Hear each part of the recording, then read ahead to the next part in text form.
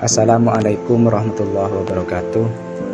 Saudara seiman, saudara setanah air, saudara seinsan sekalian, salam sejahtera semuanya. Alhamdulillah, pada kesempatan ini kita akan membahas tentang suatu disiplin ilmu yang bernama filsafat. Dan pembahasan kali ini yang akan kita bahas adalah sebagai pengantarnya saja. Dan insya Allah pembahasan tentang ini akan kami lanjutkan pada pembahasan-pembahasan selanjutnya. Baik, mari kita mulai pengantar ini supaya kita memiliki gambaran umum tentang apa sih itu filsafat, pentingkah kita pelajari. Baik, kita mulai. Dalam Quran itu ada ayat wala taqfu ma laisa laka bihi ilmun.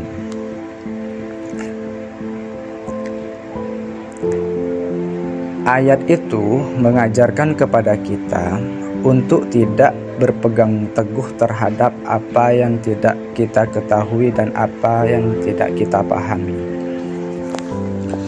Sebab nanti apa yang kita pegang, apa yang kita lakukan akan diminta pertanggungjawabannya kelak di hadapan Allah secara pribadi dan secara masing-masing. Sebagaimana ayat wala taziru waziratun wizra ukhra. Seorang yang berdosa tak akan memikul dosa orang lain. Artinya semuanya akan mempertanggungjawabkan perbuatannya sendiri-sendiri. Orang lain tidak ikut-ikutan. Jadi intinya dari kedua ayat itu menjelaskan supaya kita tidak menjadi orang yang hanya mengikuti kata orang.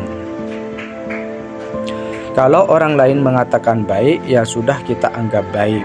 Kalau buruk, kita anggap buruk. Tidak, ayat itu tidak menghendaki kita demikian. Artinya sebelum kita mengatakan sesuatu, sebelum kita mengatakan suatu hal adalah sesuatu yang baik atau suatu hal adalah sesuatu yang buruk, terlebih dahulu kita harus mengetahuinya. Kita harus memahaminya, mengapa itu dikatakan baik dan karena apa itu dikatakan buruk. Dan itulah yang diajarkan oleh Quran, oleh kitab suci agama kita yaitu Islam. Namun diakui atau tidak, ternyata lingkungan hidup kita tidak demikian. Mereka kebanyakan akan menganggap baik apabila orang lain atau yang lainnya mengatakan itu adalah sesuatu yang baik. Kalau orang lain mengatakan buruk, ya kita ikut-ikutan menilainya hal itu sebagai sesuatu yang buruk. Itu. Bahkan lebih mirisnya lagi, lingkungan kita itu tidak suka kalau kita ini banyak tanya.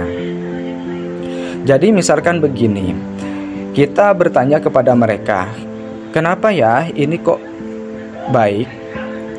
Kenapa ya ini kok dianggap buruk? Orang-orang kita akan lebih banyaknya menjawab, sudahlah kamu tak usah banyak tanya, ikuti saja. Pokoknya yang itu adalah baik dan ini adalah yang buruk. Tak perlu kau tanyakan. Diakui atau tidak, jawaban tipe ini sering kali kita dapatkan di mana-mana. Baik itu di lingkungan rumah, sekolah, pergaulan dan sebagainya. Dan hal itu sebenarnya tanpa disadar akan membuat diri kita untuk tidak lagi suka bertanya. Akan membuat rasa ingin tahu, rasa penasaran kita menjadi mati. Yang tentu dampak dari hal itu akan membuat kita tidak suka belajar dan tidak suka membaca. Karena rasa curiosity, rasa ingin tahu kita sudah hilang. Dan yang menghilangkannya adalah sebenarnya mereka. Sehingga tidak lagi heran ketika seorang guru dalam kelas berkata kepada murid-muridnya, apakah murid-murid sudah paham? Adakah yang mau bertanya? Silahkan. Kebanyakan para siswa akan lebih memilih diam, menganggap dirinya sudah paham, padahal sebetulnya sama sekali mereka tidak paham. Namun ternyata ketika mereka pulang dari sekolah, saat orang-orang bertanya kepadanya, kebanyakan mereka tak bisa menjawabnya.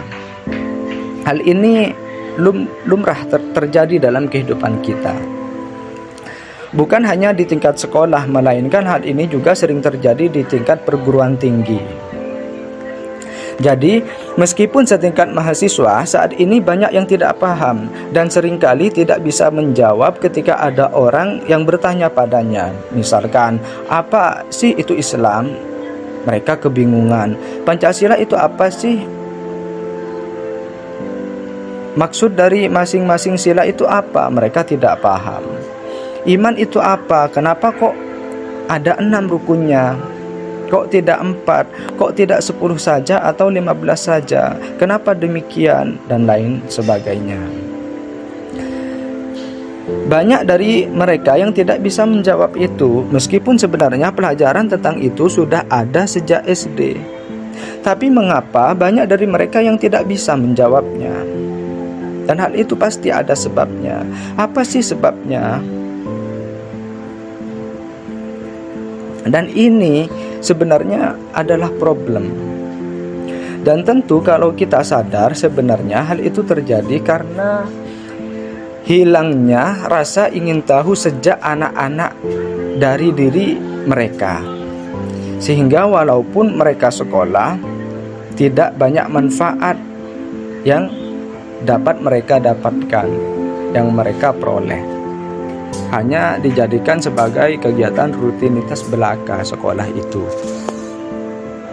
Nah, maka dari ini menjadi penting bagi kita untuk mengenal satu disiplin ilmu yang bernama filsafat.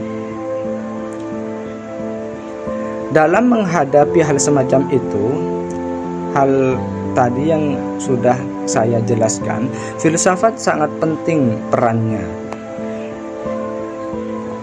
Karena filsafat sendiri itu adalah ilmu yang mengajarkan kepada kita untuk berpikir secara logis, benar dan tepat, serta mendorong kita, menyuruh kita untuk merawat dan meningkatkan rasa ingin tahu atau penasaran. Jadi kebalikannya tadi. Sejak awal saya belajar filsafat, di situ saya langsung menemukan keterangan yang menyuruh saya untuk menanyakan segalanya dan mendorong saya untuk mencari jawabannya secara logis, rasional, dan masuk akal. Kata filsafat, tanyakanlah saja semuanya dan hadirkanlah akal budi ketika engkau sedang mencari jawaban, supaya engkau tidak menelan mentah-mentah jawaban yang engkau terima itu. Kalau belum jelas, tanyakan saja sampai jelas, tak usahlah engkau takut itu. Sebab sebagaimana yang disampaikan di awal, kelak kita akan mempertanggungjawabkan perbuatan kita sendiri. Orang lain tak ikut membantu. Jadi kalau kita melakukan sesuatu sementara kita tidak memahaminya, kita melakukan sesuatu hanya karena orang lain melakukan hal serupa, tentu kita tak akan bisa mempertanggungjawabkan perbuatan itu kelak di hadapan Allah. Kenapa? Karena kita tidak memahaminya. Mengapa hal itu mesti kita lakukan? Orang lain tak bisa membantu menjelaskan kepada Allah. Yang akan menjelaskan kepada Allah adalah diri kita sendiri. Jadi gambaran ini sangat jelas menunjukkan kepada kita bahwa belajar filsafat adalah penting.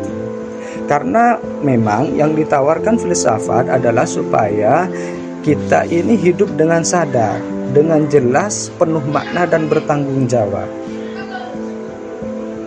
Dan ini sebenarnya sesuai sekali dengan apa yang diajarkan oleh Islam. Namun banyak orang yang menganggapnya sebaliknya. Jadi Kalau kita enggan mempelajarinya karena takut merusak iman seperti yang dikatakan banyak orang, marilah kita belajar berfilsafat sambil beriman. Yang tujuan dari mempelajarinya adalah untuk memperteguh keimanan, sehingga hidup kita nantinya tidak hanya bermodal iman, akan tetapi disertai dengan kesadaran, pengetahuan, dan pemahaman yang dalam, yang tentu nantinya akan dapat membuat kita hidup bertanggung jawab dan bisa menjelaskan kepada semuanya, kenapa sih saya ini memilih untuk beriman. Jadi ketika kita belajar filsafat, hidup ini tidak akan menjadi hidup yang asal-asalan. Oke, sekian itu saja pengantar dari saya tentang filsafat. Kurang lebihnya mohon maaf. Wallahu a'lam bishawab. Wassalamualaikum warahmatullahi wabarakatuh.